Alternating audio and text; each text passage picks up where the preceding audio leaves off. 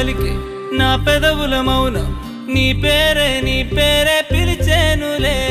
నీ పిచ్చితోనే అల్లాడే ప్రాణం నిన్నేలే తలచేను